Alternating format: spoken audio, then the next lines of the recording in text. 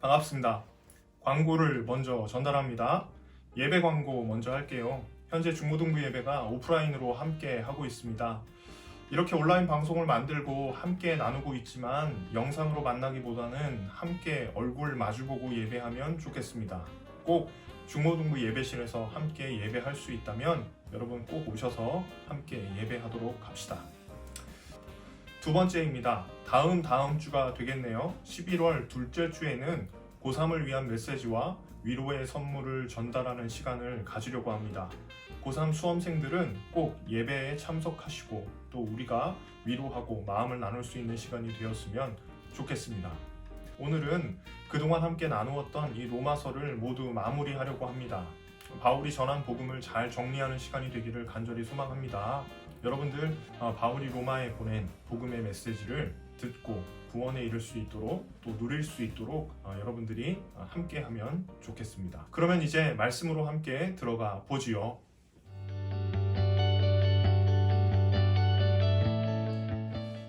로마서를 나누는 동안 지난주까지 칭의라고 하는 것에 꽤 오랜 시간을 머물러 있었습니다. 그만큼 칭의가 매우 중요하다는 의미이기도 하지요. 칭의, 쉽게 설명하면 얻게 된 의 혹은 의롭다 하심으로 정의 내릴 수 있습니다. 인간이 칭의를 받아야만 하는 이유는 그 자신에게는 의로움을 얻을 다른 방법이 없기 때문입니다. 이 팀 켈러 목사님의 말을 빌려서 제가 설명을 해드릴게요. 이런 메시지는 세계의 종교와 철학들 가운데서 기독교만 유일하다. 이 세상에 아무것도 하지 않고 믿음으로 구원을 받는다는 부당한 종교, 부당한 철학 또 있을까? 제가 생각할 땐 없습니다.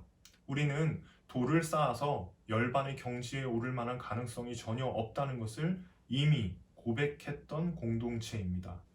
그런데 이렇게 믿음으로 얻게 되는 의로움에 치명적인 문제가 하나 발생합니다. 그게 뭐냐 하면 그런즉 우리가 무슨 말을 하리요? 은혜를 더하게 하려고 죄에 거하겠느냐? 바울은 이렇게 반문합니다. 그렇게 은혜로 우리가 구원을 받았다면 더욱 적극적으로 죄에 거하는 것이 합당하지 않겠는가? 사실 이 표현은 논리적으로는 맞는 말입니다.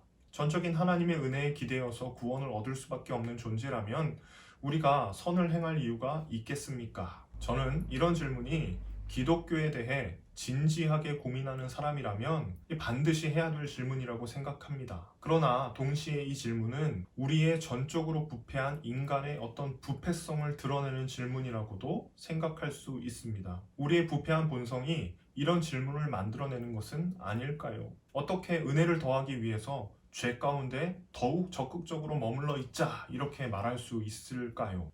이것이 우리의 부패한 본성을 드러내고 있는 것은 아닐까 생각합니다.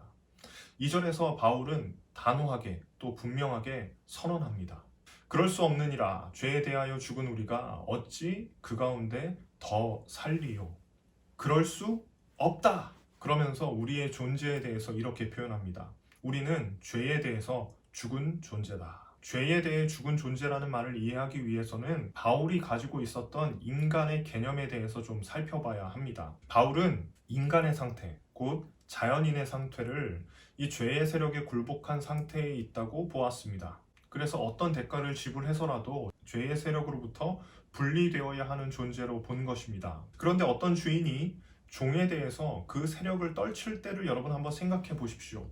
그 종이 살아있을 때만 주인의 다스림을 받게 됩니다. 만일 종이 죽었다면 어떻게 될까요? 그 주인의 명령이 그 종에게 먹힐까요?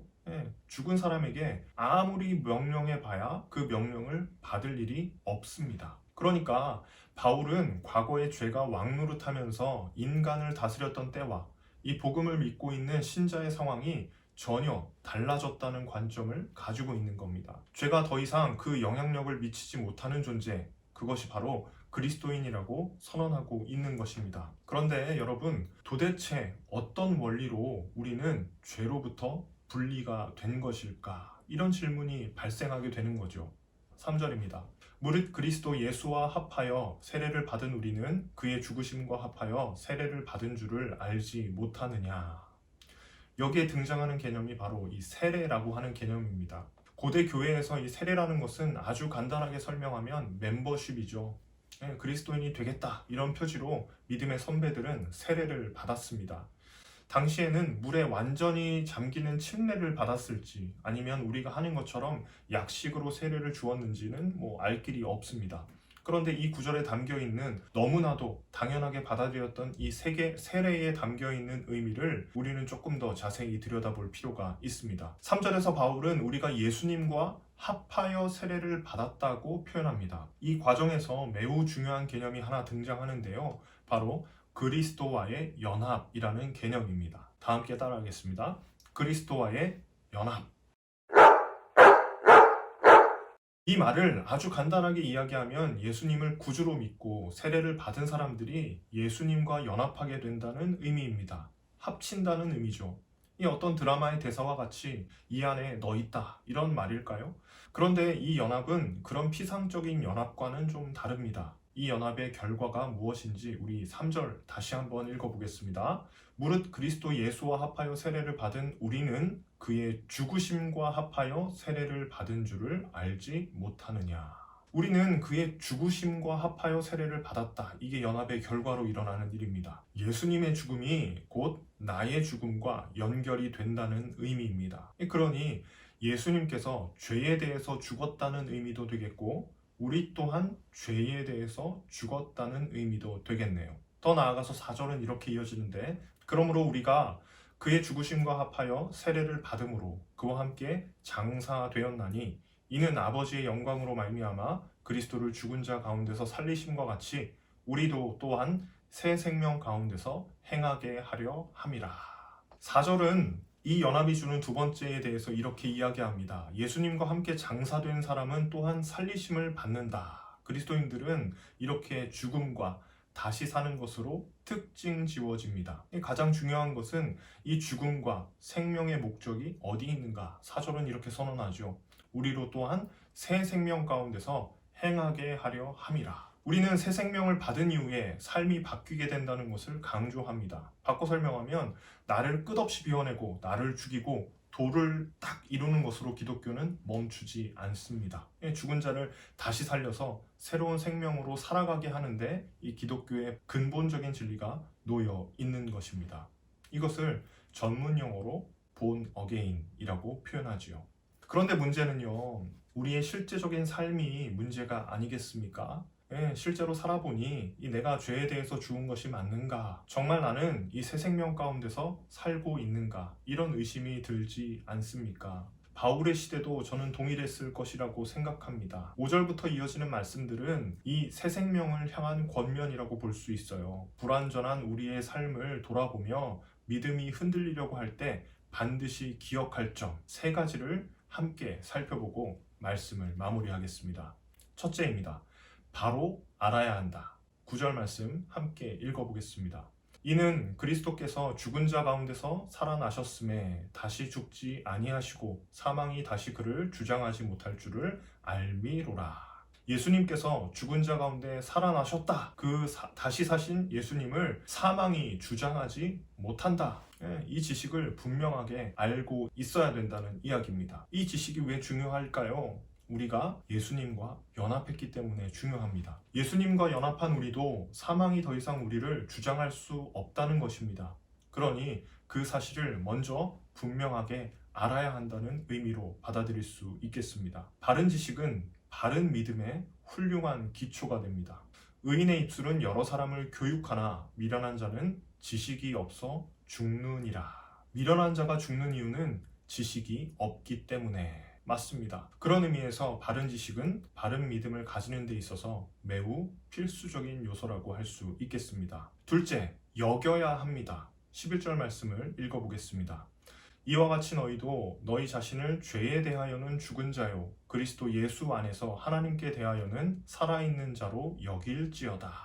이 여길지어다 영어 성경마다 조금씩 번역의 차이가 납니다. 그러나 저는 여기에 이 consider라고 하는 단어가 적절하다고 생각합니다. ESV 버전에서는 이 must라는 단어를 집어넣어서 의미를 강조하고 있는데요. 반드시 여겨라 이렇게 설명합니다. 죄에 대해서 죽은 자로 너희 자신을 그렇게 반드시 여겨라 이렇게 말씀하고 있는 겁니다. 왜냐하면 예수님께서 그렇게 죽으셨고 하나님 안에서는 살아나셨다. 비록 너희가 그런 존재가 아닌 것처럼 보이더라도 어떻게 인식하고 살아가라는 뜻입니까? 그런 것처럼 반드시 여기면서 생각하면서 인정하면서 살아가라는 것입니다. 이것이 바울이 그리스도와의 연합을 강조하며 주는 두 번째 동사입니다. 셋째, 드려야 한다. 13절 말씀 읽어보겠습니다. 또한 너희 지체를 불의의 무기로 적에게 내주지 말고 오직 너희 자신을 죽은 자 가운데서 다시 살아난 자 같이 하나님께 드리며 너희 지체를 의의 무기로 하나님께 드리라. 세 번째 동사는 드리라는 것입니다. 올바른 지식과 사유가 있다면 이제는 너의 지체, 팔과 다리를 하나님께 드리라.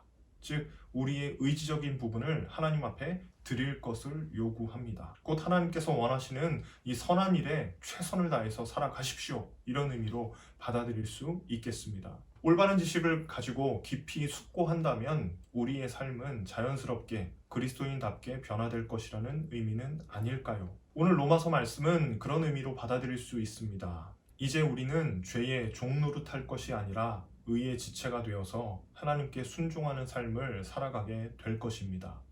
돌아오는 한 주 우리의 몸과 마음을 하나님께 드림으로 우리의 지식과 생각을 드러내시는 저와 여러분 되시기를 간절히 소망합니다. 기도하겠습니다. 항상 살아계시고 역사하시는 아버지 하나님 참 감사합니다. 이렇게 우리는 로마서를 마무리합니다. 로마서를 통해서 우리는 바울이 로마에 전하고자 했던 복음의 메시지를 다시 한번 되새길 수 있었습니다. 이 복음이 과거 로마 교회에만 전달된 것이 아니라 바로 이 메시지를 듣고 있는 우리 모두에게 동일한 은혜로 함께 하시기를 간절히 소망합니다. 복음을 알고 믿고 누릴 수 있는 귀한 중고등부가 되게 인도하여 주시옵소서. 감사와 찬송 올려드립니다. 예수님의 이름으로 기도합니다. 아멘. 자, 여러분 오늘의 이벤트입니다. 사실 오늘 영상을 통해서 여러분 많은 은혜 누리셨기를 바라요. 이 오프라인에서의 만남이 기대되는 마음으로 이 영상을 만듭니다. 그런 의미에서 모두가 오프라인 예배에 참석하고 이 영상의 조회수가 0을 기록하는 것도 크게 나쁘지 않을 것 같습니다.